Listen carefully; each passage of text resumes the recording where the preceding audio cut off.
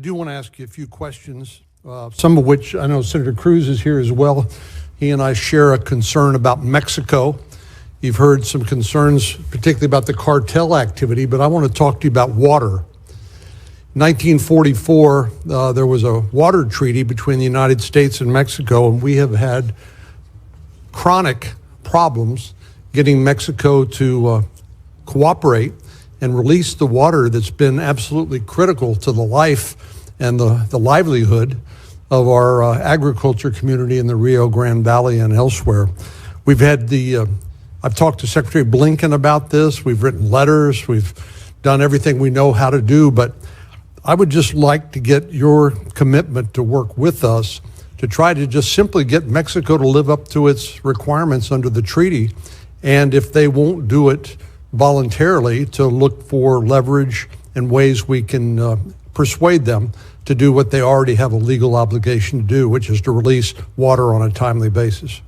Absolutely. And I think one of the reasons why we need to do that is twofold. The first is because it has real implications, not just for the state of Texas, but broadly for the United States. But the second is because I think this has become part of a pattern, and I would argue part of a pattern in a number of international arrangements, but in particular international arrangements with Mexico, in which you can strike any deal you want or sign any document you want, but if you're not willing to prioritize its enforcement, you are encouraging others to get away with the same thing. And at the same time, you're undermining the willingness of people to commit to enter into agreements in the future.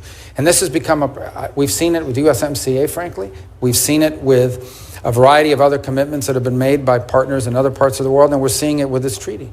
Where there is a treaty, they have obligations under it, and they don't seek to meet it. And it's part of the broader challenge that I alluded to in my opening statement, which is we've entered this era where we've entered into all these international arrangements, but oftentimes they've been weaponized against us, either through non-compliance or through a creative reinterpretation. And that extends to trade all the way down to treaties such as this. Speaking of Mexico, I know that in different quarters we've had people suggest that the cartels be identified as a foreign terrorist organization. And as I've looked into that, it feels like the right thing to do because, of course, the cartels are wreaking havoc and misery and death and destruction, not only here in the United States, but also in Mexico. But I worry a little bit about some of the unintended consequences. For example, does that create some new category of asylum, perhaps, for people who claim that they are victims of cartel activity that otherwise wouldn't exist? What's your view about the designation? Well, and I think this question was asked earlier, so I'll tell you what I said. The first is that they most certainly are terroristic in their nature. They terrorize Mexicans, they terrorize on the U.S. side. They are involved in the trafficking of women and children, of labor, and both labor and sex trafficking, deadly fentanyl, and drugs writ large, as you can imagine. And I think, pose a grave danger in the process of trafficking people, trafficking terrorists into the United States. So they are terroristic in nature. What I said was that whether it's that designation or some new designation that we create, it is important that they be identified for what they are. I also pointed to something you just alluded to in your question, and that is they pose a grave risk to Mexican sovereignty as well. We have seen multiple journalists and politicians and candidates assassinated, murdered in Mexico by cartels because either they're not the cartel's chosen candidate or there are journalists that spoken out against the cartels and you find yourself murdered.